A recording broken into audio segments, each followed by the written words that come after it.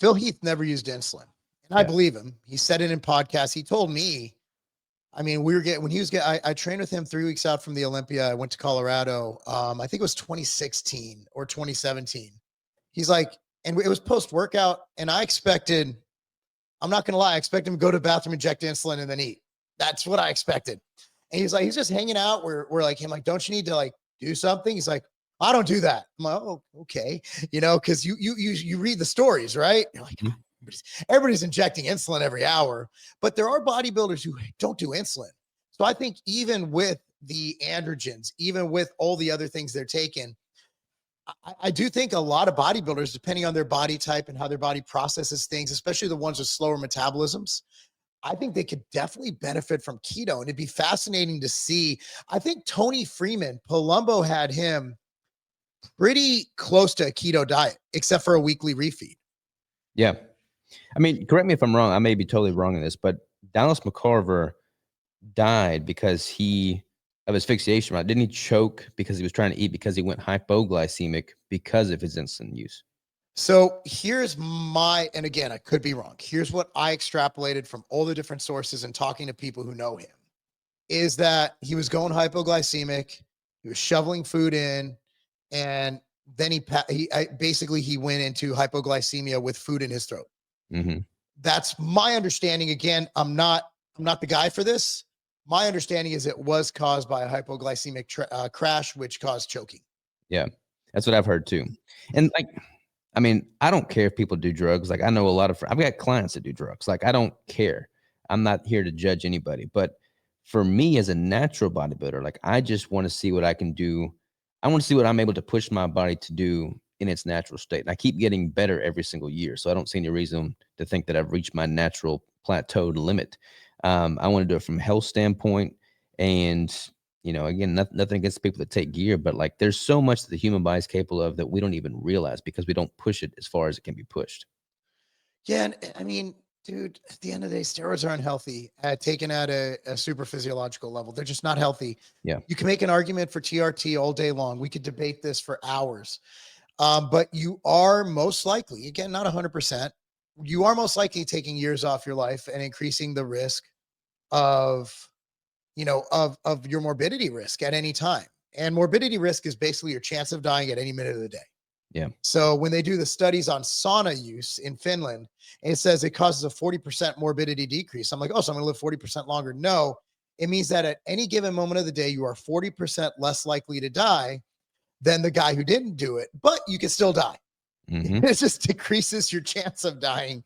Morbidity is crazy, but you know, if you look at everything I do, I'm going to live till 297. You know, you got sauna and this and that. And I mean, just exercise alone is a huge decrease in morbidity. It's not. So if you were to, so you never carb up for shows? No, not since I've been keto, man. Like I went keto, like I said, back in 2014, 2015, and I've been strict keto that entire time. Like I haven't had a carbohydrate meal since I went strict keto. Wow. I'll do a fat and protein refeed, typically Thursday and Friday or Friday before show date. And that'll be normally in the form of like a fathead pizza, but it's very high fat protein. I'll put some anchovies on there for a little bit more sodium, but very low carbohydrate for sure. And you know what? I've always heard that women do better. And I heard what keto's, from my understanding, keto is more efficacious for females for some reason. I forgot what it was. Their ability to utilize glycogen. Have you noticed that females tend to respond better to ketogenic diets? Yeah, I get a lot of questions about irregular cycles on women that are doing keto. But again, that kind of goes to, and like if women are not having a regular cycle, they're doing super strict keto in a deficit and they'll introduce carbs, they'll notice their cycle stabilize.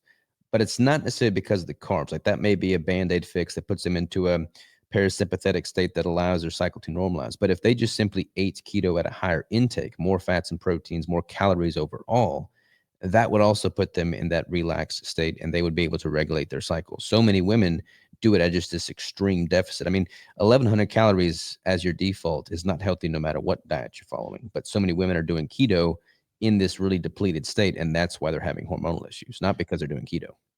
Yeah, I mean, it comes down to what is it called? REDS, which is a form of anorexia. We're not naturally anorexic, but you're burning more calories. Like there are reports of like college soccer players, females, who are eating 3,000 calories a day and have reds.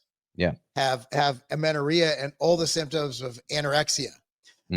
It's wild because it comes down to caloric balance, whether you're starving yourself with no activity or starving yourself with, you look at a collegiate athlete, they're training 3-4 hours a day and they might be eating, but it's wild. I mean, if you get into all the physiological things of it, and you know, my daughter actually had that. I'm like, what do you mean she eats?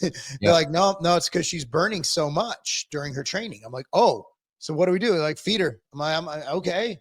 You know, it was wild. I'm like, my daughter has anorexia. No, she has reds. It's different. Oh, but it's a form of anorexia. I'm like, oh, wait, hold on. So I had to do more research on that. And that's wild.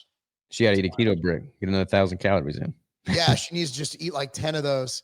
Yeah, I mean, yeah, she's definitely, well, she's What's 9. She was a soccer player. Soccer. Yeah. But she state ring, recruited, everything. And then her senior year of high school, she's like, I don't love it anymore. I'm like, cool. Now I have to pay full price for college. That's awesome. That's awesome. It doesn't affect you at all. Oh man, it's rough.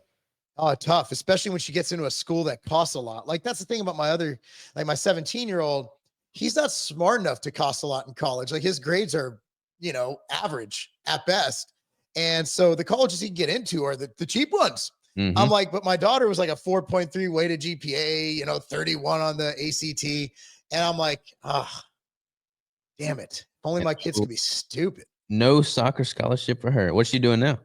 She's at the Kelly School of Business at Indiana University. She was a direct admin. She went in as a sophomore because she had her AP units and her and she had dual enrollment in community college. So we were able to shave a year off of that expense. Awesome, man. Congrats. Yeah, so